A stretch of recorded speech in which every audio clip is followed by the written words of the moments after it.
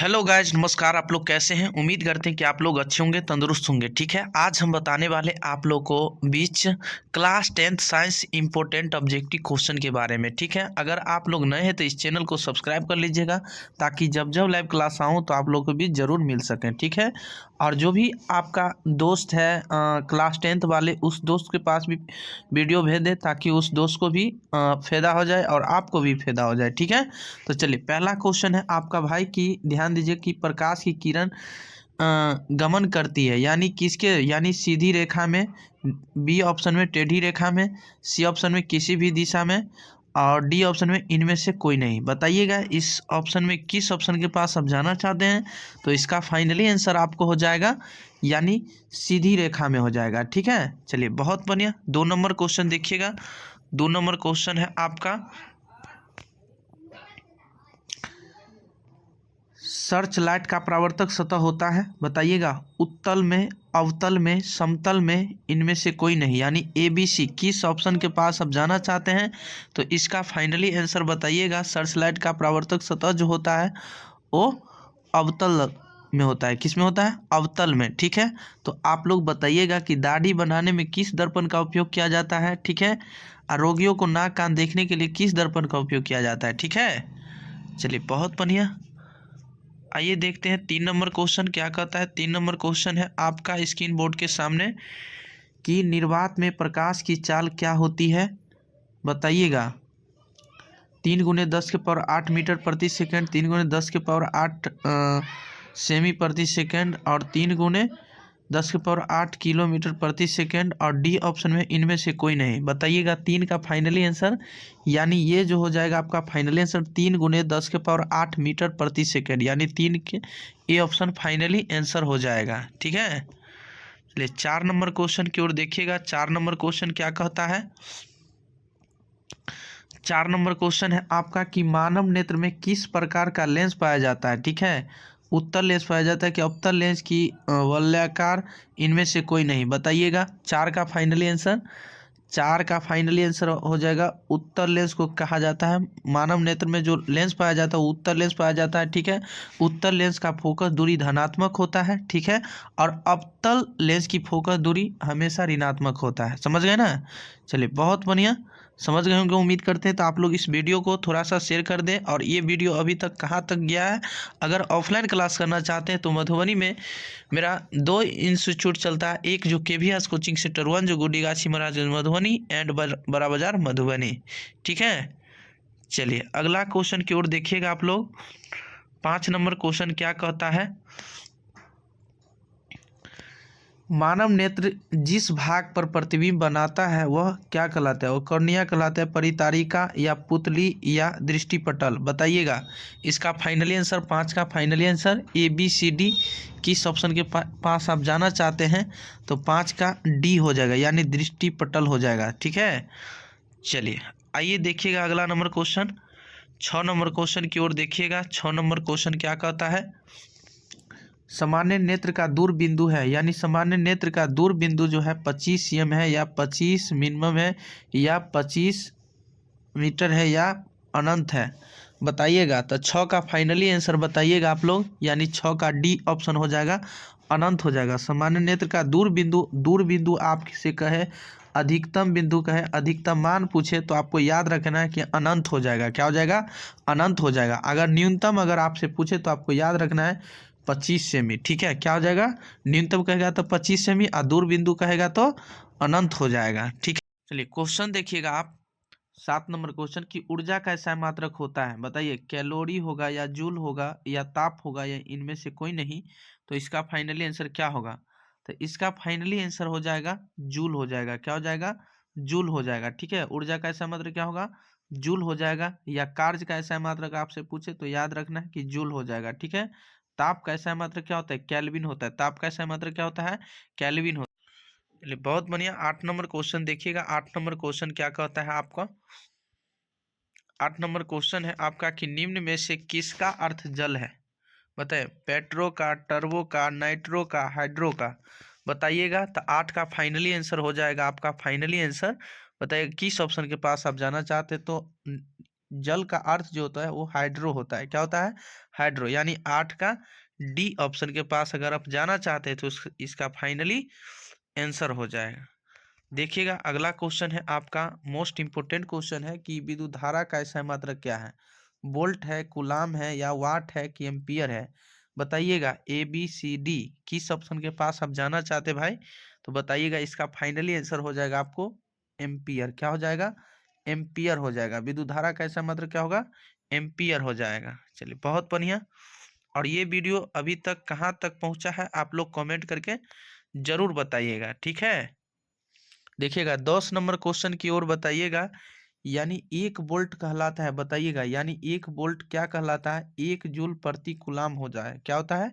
यानी 10 के B option के पास अगर आप जा रहे हैं तो इसका फाइनली आंसर हो जाएगा। देखिएगा 11 नंबर क्वेश्चन है आपका स्क्रीन बोर्ड के सामने। 11 नंबर क्वेश्चन है कि घरों में विद्युत से दुर्घटना किसके कारण होती है? फ्यूज तार के द्वारा, शॉर्ट सर्किट के द्वारा, उच्च धारा प्रभाव, इनमें से कोई नहीं। बताइएगा इसका फाइनली आंसर क्या होगा? तो इसका फाइनली आंसर हो जाएगा शॉर्ट सर्किट के द्वारा होता है। यानी 11 का बी ऑप्शन के पास अगर आप जा रहे हैं तो इसका फाइनली आंसर हो जाएगा, ठीक है। क्या हो जाएगा? शॉर्ट सर्किट के द्वारा। आइए देखते हैं 12 नंबर क्वेश्चन की ओर। 12 नंबर क्वेश्चन क्या कहता है आपका? आंसर बताइएगा। फ्लेमिंग के वाम हस्त नियम में अंगूठा किसकी दिशा को संकेत करता है? धारा का, चुंबकीय क्षेत्र का, बल का, इनमें से कोई नहीं। बताइएगा इसका। यानी 12 का फाइनली आंसर। 12 का फाइनली आंसर किस ऑप्शन के पास आप जाना चाहते हैं? तो 12 का सी ऑप्शन यानी बल का, ठीक है। अब बल का SI मात्रक क्या होता है? न्यूटन होता है। बल का SI मात्रक क्या होता है? न्यूटन होता है। चलिए बहुत बढ़िया। अगर ऑफलाइन क्लास करना चाहते हैं तो मधुबनी में मेरा इंस्टीट्यूट चलता है, ठीक है। और डेली लैब क्लास इस चैनल के माध्यम से, ठीक है। इस चैनल को सब्सक्राइब भी कर ले और इसे शेयर भी कर ले। ग्लोबल वार्मिंग के लिए उत्तरदायी है O2, NH3, CO2, N2। बताइएगा किस ऑप्शन के पास आप जाना चाहते हैं? 13 का सी ऑप्शन, CO2 के पास, ठीक है। किसके पास जाना चाहते हैं? CO2 इसका फाइनली आंसर हो जाएगा। आइए देखते हैं इसका फाइनली आंसर। 14 नंबर क्वेश्चन का आंसर बताइएगा। साग सब्जियां का विघटित होकर कंपोस्ट बनाना किस प्रकार की अभिक्रिया है? अवक्षेपण है, ऊष्माक्षेपी, ऊष्माशोषी संयोजन। बताइएगा। यानी 14 का फाइनली आंसर किस ऑप्शन के पास आप जाना चाहते हैं? तो 14 का फाइनली आंसर आपको हो जाएगा ऊष्माक्षेपी। क्या हो जाएगा? साग सब्जी जब ये रहेगा ना तो आपको याद रखना कि ऊष्माक्षेपी हो जाएगा। यानी 14 का बी ऑप्शन फाइनली आंसर हो जाएगा। 15 का आंसर देखिएगा। 15 नंबर क्वेश्चन का 15 नंबर क्वेश्चन है कि उपचयन वह यानी प्रक्रिया है जिसमें क्या होता है? ऑक्सीजन का योग होता है, हाइड्रोजन का वियोग होता है, इलेक्ट्रॉन का त्याग होता है, डी में सभी। बताइएगा 15 का किस ऑप्शन के पास आप जाना चाहते हैं? इनमें जो हो जाएगा ऑक्सीजन का भी त्याग होता है, हाइड्रोजन का वियोग होता है, इलेक्ट्रॉन का त्याग होता है। यानी इनमें डी ऑप्शन यानी सभी हो जाएगा, ठीक है। आइए देखते हैं अगला नंबर क्वेश्चन की ओर। 16 नंबर क्वेश्चन है आपका। 16 नंबर क्वेश्चन का आंसर बताइएगा आप लोग। निम्नलिखित में कौन ऑक्सीकारक है? बताइए। H2 है, CO है, H2S है कि Cr है? बताइएगा 16 का फाइनली आंसर बताइए। यानी H2S हो जाएगा, ठीक है। हाइड्रो सल्फर हो जाएगा, ठीक है। यानी 16 का सी ऑप्शन। देखिएगा 17 नंबर क्वेश्चन की ओर देखिएगा आप लोग। 17 नंबर क्वेश्चन क्या कहता है? किसी अम्लीय विलयन का पीएच मान होता है 7 के बराबर होता है, 7 से अधिक होता है, 7 से कम होता है, इनमें से कोई नहीं। बताइएगा 17 का फाइनली आंसर आपको हो जाएगा अम्ल का। जब ये अम्ल अगर आपसे पूछे तो बोल देना कि 7 से कम हो जाएगा। क्या हो जाएगा? अम्ल का पीएच मान 7 से कम होगा, ठीक है। यानी 17 का सी ऑप्शन फाइनली आंसर हो जाएगा। और 7 से अधिक अगर आपसे कह दिया जाए तो आपको समझ लीजिएगा कि क्षार हो जाएगा। 7 से अगर अधिक पूछे तो क्या होगा? क्षार का पीएच मान 7 से अधिक हो जाएगा। और उदासीन विलयन का पीएच मान 7 होता है। उदासीन विलयन का पीएच मान 7 होता है। चलिए बहुत बढ़िया तरीका से आप लोग समझ गए होंगे। आइए देखते हैं 18 नंबर क्वेश्चन की ओर। 18 नंबर क्वेश्चन क्या कहता है?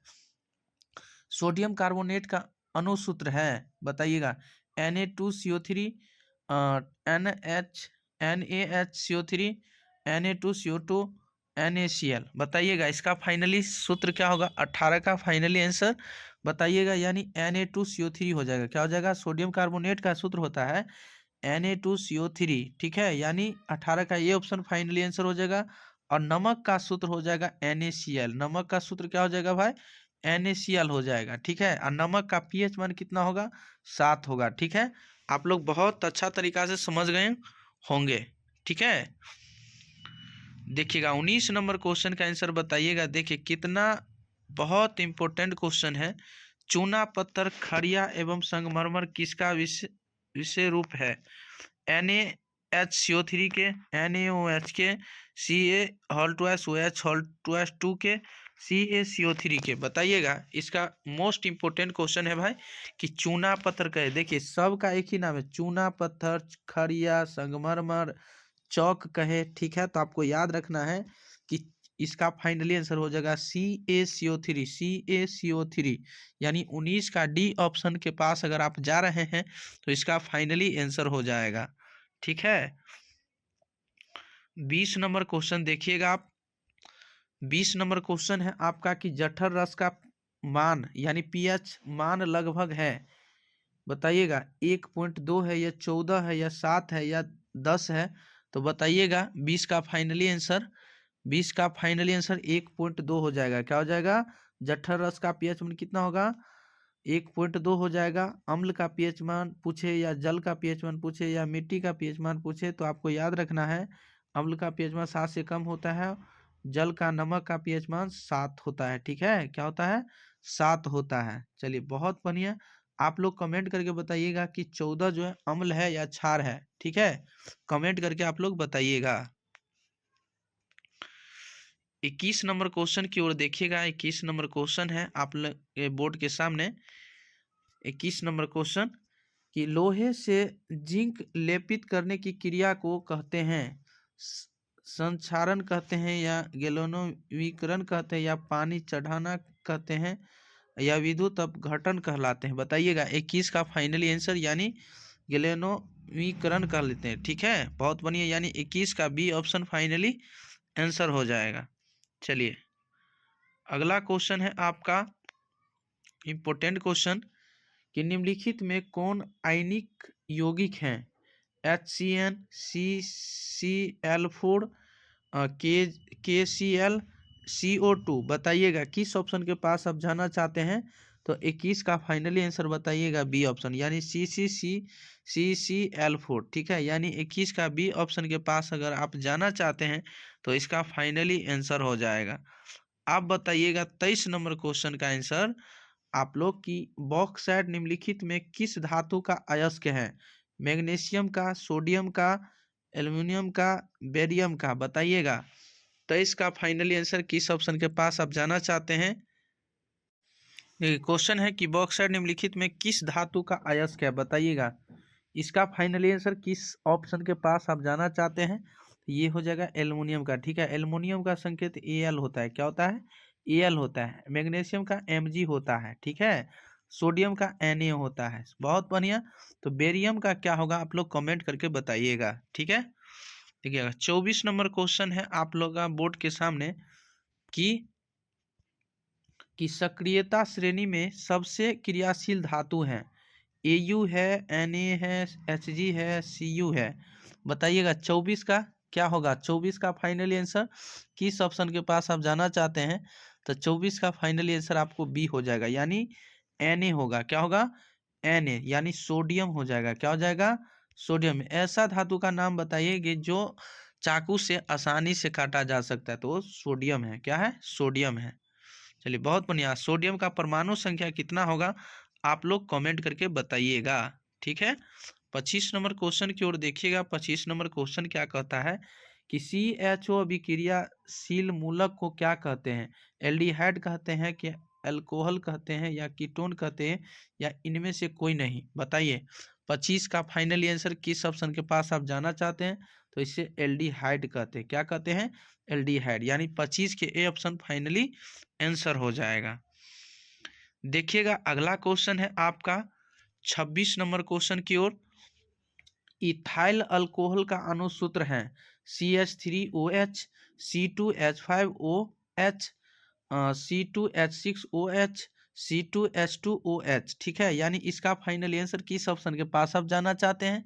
तो 26 का फाइनली आंसर हो जाएगा यानी बी ऑप्शन, यानी C2H5OH हो जाएगा, यानी 26 के बी ऑप्शन फाइनली आंसर हो जाएगा। ठीक है, 27 नंबर क्वेश्चन की ओर बताइएगा आप लोग।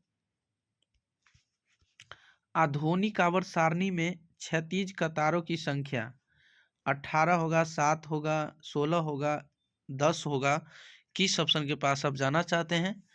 तो 27 का फाइनली आंसर हो जाएगा, बताइएगा आप लोग। 27 का यानी क्षैतिज का कतार पूछ रहा है तो आपको हो जाएगा 7 हो जाएगा। ठीक है, और श्वेत रंग कितने होते हैं बताइएगा आप लोग कमेंट करके। तो श्वेत रंग भी 7 होते हैं, समझ गए। और कार्बन की कितने प्रूफ होते हैं? 4 अप्रूफ होते हैं। बहुत बढ़िया तरीका से आप लोग समझ गए होंगे। ठीक है, चलिए 28 नंबर क्वेश्चन की ओर देखिएगा। मानव में डायलिस थैली है, बताइए नेफ्रॉन में, न्यूरॉन में, माइटोकॉन्ड्रिया में, इनमें से कोई नहीं, बताइएगा।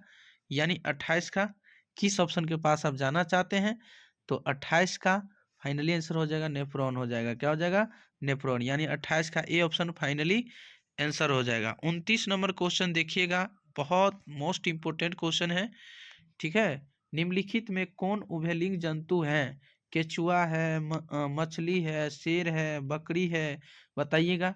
29 का, तो 29 का फाइनली आंसर हो जाएगा आपका, यानी ए ऑप्शन केचुआ हो जाएगा। क्या हो जाएगा? केचुआ हो जाएगा। ठीक है, ये उभयलिंग जंतु है। चलिए 30 नंबर क्वेश्चन देखिएगा।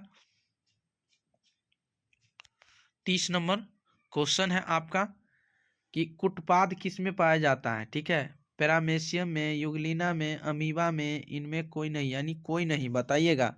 तो कुटपाद जो है अमीबा में पाया जाते हैं, अमीबा में। ठीक है, अब यहाँ पूछेगा कि अमीबा किसके द्वारा शोषण ग्रहण करता है? तो कुटपाद के द्वारा। किसके द्वारा? कुटपाद के द्वारा। तो उम्मीद करते हैं कि आप लोग इसे अच्छा तरीका से समझ गए होंगे। तो ऐसा वीडियो पाने के लिए हमारे साथ कंटिन्यू जुड़े रहें, और साथ ही साथ डेली लाइव क्लास इस चैनल के माध्यम से चलता है। ठीक है, आप कहीं भी रहें लेकिन अपने लाइव क्लास में कंटिन्यू जुड़े रहें। ठीक है, तो आज के लिए इतना ही, तब तक के लिए बने रहें।